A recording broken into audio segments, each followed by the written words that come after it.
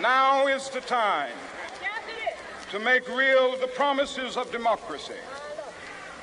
Now is the time to rise from the dark and desolate valley of segregation to the sunlit path of racial justice. We would always talk about, the need to start a revolutionary movement to really get at like a radical restructuring of society. And I think looking at the school-to-prison pipeline and mass incarceration and civil rights atrocities in general in today's society, I think that that's really important. I am inspired by Martin Luther King Jr. and his fearlessness and just his tirelessness too, because the civil rights movement in the United States is such a long struggle and it's not ended yet by any means. For my junior year, I wrote a paper for my ed policy class, and it seemed really relevant to the MLK Award. My paper was called Research versus Reality, and it was examining the school-to-prison pipeline in Detroit.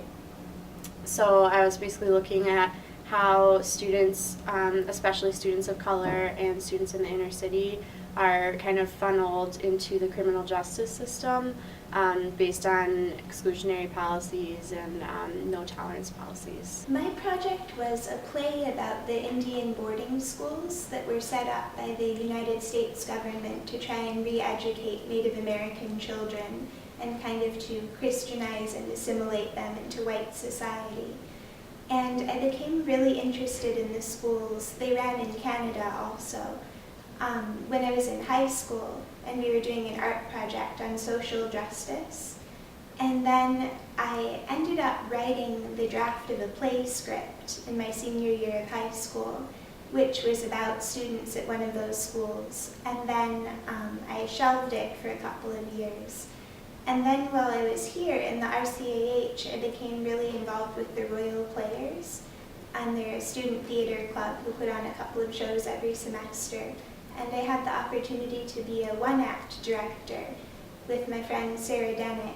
And I pulled out my play and I kind of worked back through it and revised it and added some new research. I was really excited to find out that I had won the award.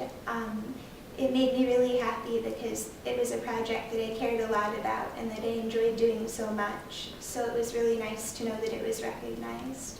It was really exciting. I was obviously I was hoping for the best when I submitted it, but it's still really exciting to hear that, your work has been recognized and that, my research was actually significant in a little bit of a larger scope of things. I would tell them to keep their eyes open for opportunities like this to keep try to expanding their research and writing.